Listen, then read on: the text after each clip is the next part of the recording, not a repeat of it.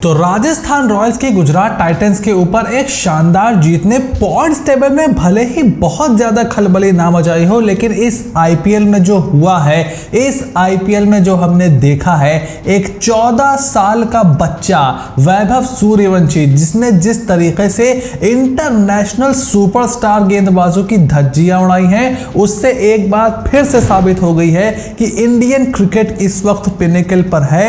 वो किस वजह से है? जिस तरीके का टैलेंट इंडियन क्रिकेट प्रोड्यूस कर रहा है, जिस तरीके से सुपर टैलेंटेड यंगस्टर्स निकल करके आ रहे हैं, किसी भी दुनिया की कंट्री से कोई भी मैच नहीं है इस टाइम इंडियन क्रिकेट का। वैभव सूर्यवंशी ने जिस तरीके से बल्लेबाजी की है, जिस तरीके से ईशांत शर्मा के एक ओवर में उन्होंने 28 रन ठोके, इंटरनेशनल फास्ट बॉलर ऑलराउंडर करीम जन्नत के ओवर में 30 रन एक ओवर में उन्होंने बटोरे, जिस तरीके से स्पिनर्स के सामने वो अपना वेट ट्रांसफर कर रहे थे, फास्ट बॉलर के सामने उनकी बैट स्विंग निकल करके आ रही थी। बहुत से लोग अब नीचे आकर के बोलेंगे भाई वो 14 साल का नहीं है, 16 साल का है, 18 साल का है। भाई कुछ तो शर्म कर लो, कुछ तो शर्म कर लो। खुद तुम लोग यहाँ 20-20, 22-22 साल के हुए जा रहे हो। मैं कह रहा हूँ वो 30 साल का भी हो, 35 बॉलों पे 100 run, second fastest IPL 100 of all time. Are you kidding मी?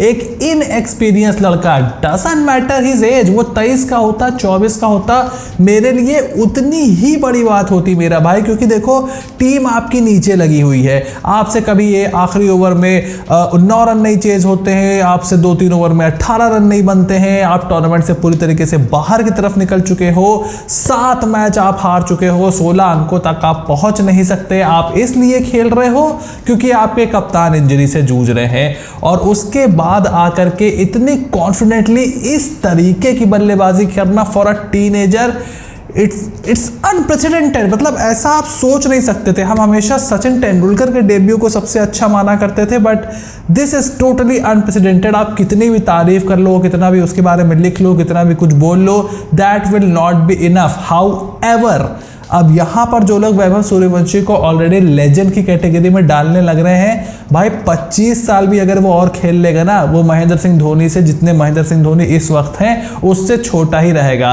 कहने का मतलब यह है टाइम बहुत पड़ा हुआ है मेरा भाई, बहुत टाइम पड़ा हुआ है। उसके बाद खेलने दो उसको, सीखने दो। खराब दिन भी आएंगे, कल वो 0 पर भी आउट होगा, फिर उसकी स्विंग के खिलाफ कमजोरियां निकलेंगी, उसके पैर हो सकता है स्पिन के खिलाफ उस तरीके से ना चलें, फिटनेस पर बहुत काम करना पड़ेगा, बॉडी मैच्योर होगी। It's a long way to go, but Vaibhav Suryavanshi has shown the kind of depth the Indian talent possesses as far as cricket is concerned। और उसके बाद गुजरात टाइटंस के ऊपर बड़ी जीत दर्ज की राजस्थान रॉयल्स ने। पहले बल्लेबाजी करते हुए गुजरात टाइटंस ने एक बड़ा स्कोर बनाया था। शुभमन गिल, जॉस बटलर, साई सुदर्शन ने कमाल की पारी खेली थी, बट वैभव सूर्यवंशी ने मेरा लूट लिया। 8 विकेट से राजस्थान रॉयल्स को जीत मिली, और पॉइंट्स टेबल इससे कोई बहुत ज्यादा इंटरेस्टिंग देखो नहीं हो गई है। अगर आप देखो तो गुजरात टाइटंस अभी भी आपको टॉप 4 में दिखाई दे रही है। 3 हार हैं, अभी तक उनकी सिर्फ 2 हार थी। मुंबई इंडियंस की 4 हार हैं, आरसीबी की 3 हार हैं, डीसी की 3 हार हैं, 3 हार पंजाब किंग्स की है। सो वही 5 टीमें अभी भी टॉप 4 की रेस में बनी हुई है। लखनऊ सुपर जायंट्स से कुछ आउटसाइड चांस जरूर है, लेकिन आज जो मैच होने वाला है कोलकाता नाइट राइडर्स और दिल्ली कैपिटल्स के बीच, वो दिल्ली कैपिटल्स के लिए जीतना बहुत जरूरी है। क्योंकि देखो towards the latter half of the tournament आप मोमेंटम नहीं खोना चाहते हो।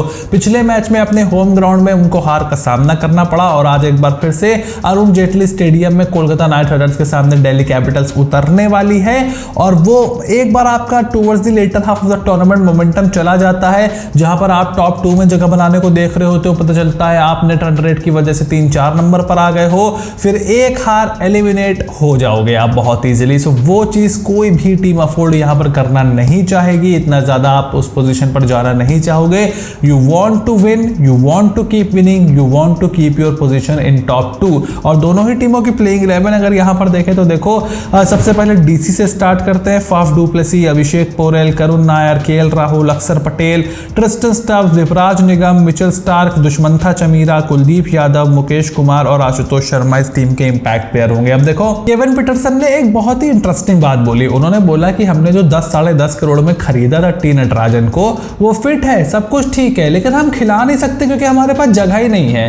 अब ये क्या बात हुई मेरा भाई, आप दुष्मंता चमीरा को खिला रहे हो, उसकी जगह आप एक और एक्स्ट्रा ओवरसीज बैटर खिला सकते हो। आपने डोनोवन फरेरा को आप क्यों नहीं खिला रहे हो? आप उनको खिला सकते हो, आप यहाँ पर बहुत चीजें ट्राई कर सकते हो, बट आप दुष्मंता चमीरा को यहाँ पर डाल रहे हो, मिचेल स्टार्क के साथ डाल रहे हो। I really don't know if this makes any sense. आप अपनी बैटिंग को और लंबा कर सकते हो एक इंडियन बॉलर को ला करके। सो उस एरिया पे थोड़ा सा यहाँ पर देखना पड़ेगा दिल्ली कैपिटल्स को। अच्छा हुआ फाफ डू प्लेसी वापस आ गए हैं, उससे बल्लेबाजी थोड़ी अच्छी जरूर हो गई है, but they will want to get in the winning ways. उसके बाद कोलकाता नाइट राइडर्स में देखो, वो जो पंजाब किंग्स के सामने वो मैच हारे थे ना, उसने पूरा कॉन्फिडेंस डेंट कर दिया है। रहमतुल्लाह गुरबाज, सुनील नरेन, अजिंक्य रहाणे, वेंकटेश अय्यर, रिंकू, रसल, रमनदीप की जोड़ी तिगड़ी, बल्कि वैभव अरोड़ा, अनरक नौरकिया को मैं यहाँ पर खेलते हुए देख रहा हूँ, हर्षित राणा, वरुण चक्रवर्ती और अगर कृष्ण रघुवंशी इस टीम के इम्पैक्ट प्लेयर होंगे। देखो आप पिछले मैच में मैंने बोला था ना आपसे कि ये एक बार जो आप पंजाब से हार गए हो, अब वो आपने पैनिक बटन पे प्रेस कर दिया है। अभी आप रॉबमन पावल को लेकर के आए, उसके बाद आप चेतन सागरिया के पीछे पड़ गए हो, कभी आप मोइन अली को खिला देते हो, आपने क्विंटन डी कॉक को बाहर कर दिया, आप गुरबाज से भी रन नहीं बन रहे हैं। टोटल पैनिक मोड आपने वहां पर ऑन कर दिया है। आपने 2 क्लोज मैच हारे, एक जो आप 240 चेस कर रहे थे हारे, उसके बाद जो आप 100 रन आपसे नहीं बने, उसने पूरा मोमेंटम आपका खराब कर दिया है। मैंने पहले ही बोला था कि मैं अब इस टीम को टॉप 4 में जाते हुए नहीं देख रहा हूं। हालांकि let me be fair to them, they still have a chance, they are not out from the race of the playoffs. और हमने कई बार देखा है टीम्स लास्ट में आकर के मैच सब कर देती हैं, तो अगर आप अपने मैचेस जीतते हो और सामने वाली टीम्स मैचेस हारती हैं, so you still have a fighting chance. But जैसी खबरें निकल करके आ रही हैं कि डगआउट का माहौल पूरी तरीके से खराब हो रखा है, कोई एक दूसरे से बहुत ज़्यादा हंस बोल नहीं रहा है, कॉन्फिडेंस पूरा कम है, जो कि होना भी चाहिए। It will be tough for Kolkata Knight Riders to bounce back from this situation. और इसीलिए मेरी 3 प्रेडिक्शन ये है कि देखो, पिछले मैच में आरसीबी दिल्ली वाले में विकेट थोड़ा सा स्लो था, तो यहाँ पर भी स्लो ही रहेगा। 170 के आसपास का रन आपको बनते हुए यहाँ पर दिखाई देंगे। दूसरी प्रेडिक्शन मेरी यहाँ पर यह है कि अभिषेक पोरल आपको 30 से ज़्यादा रन बनाते हुए दिखाई देंगे। मुझे ऐसा लग रहा है कि केकेआर की इस बॉलिंग के सामने उनका बल्ला चल सकता है, और थोड़ा सा बॉल फंस के आएगा तो वो नारायण चक्रवर्ती की थ्रेट को भी अर्ली ऑन काउंटर कर सकते हैं। और जीत के लिए मैं यहां पर जा रहा हूं दिल्ली कैपिटल्स के साथ, क्योंकि देखो पिछला मैच वो जरूर हारे हैं, बट केकेआर का पूरा मोमेंटम चला गया है, और केकेआर को मैं कम से कम अब तो बाउंस बैक करते हुए नहीं देख रहा हूं। उनकी टीम उस तरीके की मुझे दिखाई नहीं दे रही है। So I am going with Delhi Capitals. आपका क्या ओपिनियन है मुझे कमेंट बॉक्स में लिख करके जरूर बताना। चैनल को सब्सक्राइब करो, नोटिफिकेशन की घंटी बजाना बिल्कुल भी ना भूलना, ताकि ऐसी कोई भी वीडियो तुमसे बिल्कुल भी मिस ना हो। Stay tune and I will see you soon in the next video.